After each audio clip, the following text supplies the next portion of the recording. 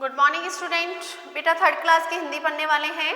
हिंदी के अंदर हमारे 7 चैप्टर जो है वो कंप्लीट हो चुके हैं। आज हम लेसन नंबर 8 स्टार्ट करेंगे और जिस लेसन का नाम है, बड़ा प्यारा सा इसका नाम है, कबूतर और शिकारी। तो बेटा एक कविता के रूप में इसमें बताया गया है कि हमें क्या रहना चाहिए, मिलजुल कर रहना चाहिए। मिलजुल कर रहने के बहुत सारे फायदे हैं। तो आज अपन उसी के बारे में पढ़ते हैं कि हम एकता के साथ में अर्थात मिलजुल कर रहेंगे तो हम किस किस प्रकार के फायदे हमें हो सकते हैं।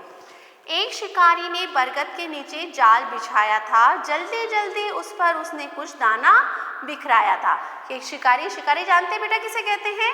शिकारी होते हैं जो कि शिकार किया करते हैं, जंगल के अंदर जानवरों इत्यादि का शिकार करते हैं, उसे क्या कहते हैं? शिकारी कहते हैं। बंद कर लेते हैं, अपने जाल में फंसा लेते हैं और फिर उनका इस्तेमाल करते हैं, या तो उनको बेच देते हैं या फिर उनको मार देते हैं, उनकी चमड़ी इत्यादि निकाल लेते हैं, जो भी है। तो शिकारी होते हैं जो कि पशु पक्षियों को मारने वाला भी हो सकता है और पशु पक्षियों को अपने जाल में फंसाने वाला भी हम उसे कह सकते हैं। तो उसने क्या किया, एक दिन एक बरगद का पेड़ था, बड़ा सा लंबा सा बरगद का पेड़ था, उसके नीचे क्या बिछा दिया उसने? एक जाल बिछा दिया और जल्दी जल्दी वहाँ पर कुछ दाने डाल दिए। कौन से दाने?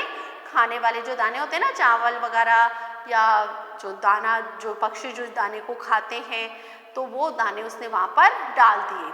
क्यों डाल दिए? क्योंकि उसको पता था उन दाने को देखकर कौन आएंगे? पक्षी आएंगे, और पक्षी जैसे इस जाल पे बैठेंगे वैसे ही क्या हो जाएंगे, उनके पैर उसमें फंस जाएंगे और सारे पक्षी उसके जाल में फंस जाएंगे। तो इस कारण से उसने दाना डाला था।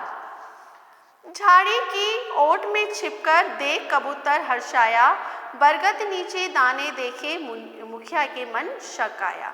अब झाड़ी की ओट के अंदर एक कौन बैठा था? एक कबूतर बैठा हुआ था। वह बड़ा ही क्या हो गया, खुश हुआ, और बरगद के नीचे उसने क्या देखे?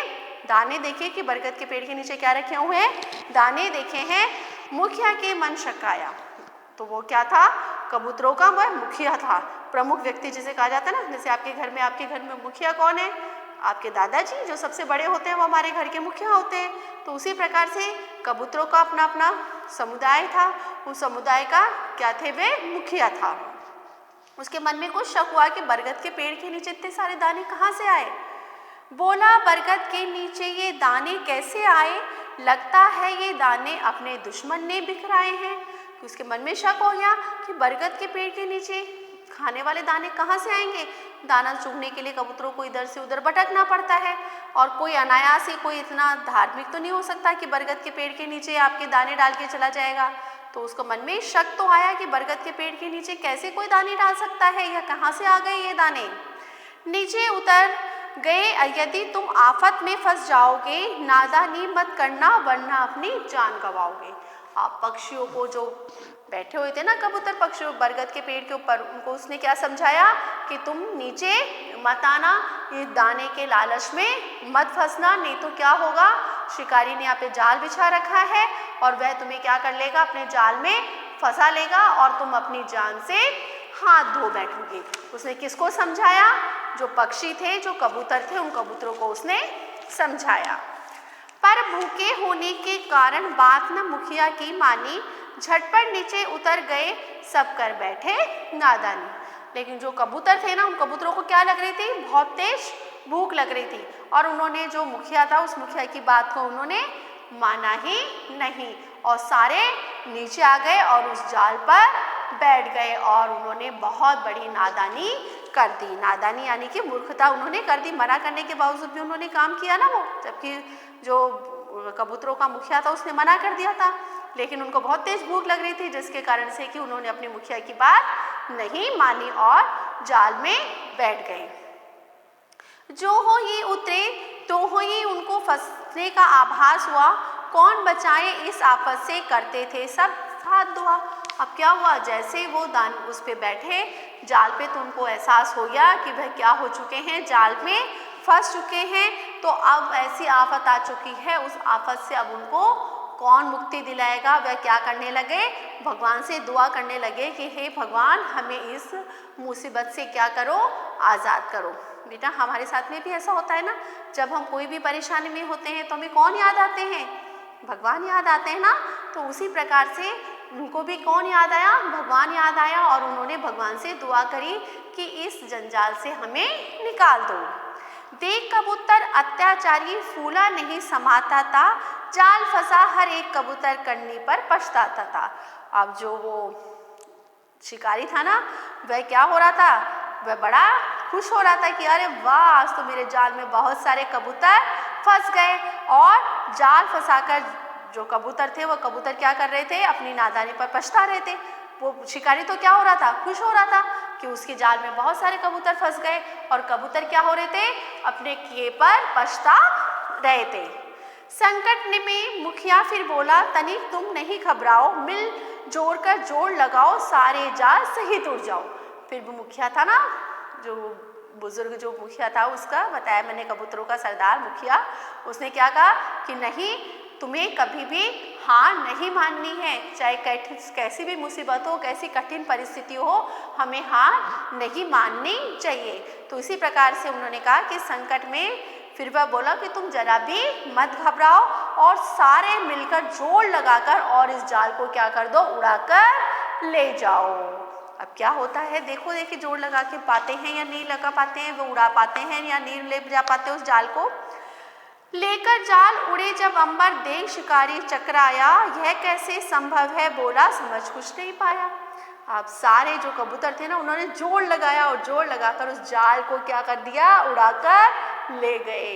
क्योंकि जाल तो फंस रहा था ना उनके पैरों में, तो जाल ऐसे निकल नहीं पाता। तो क्या करे?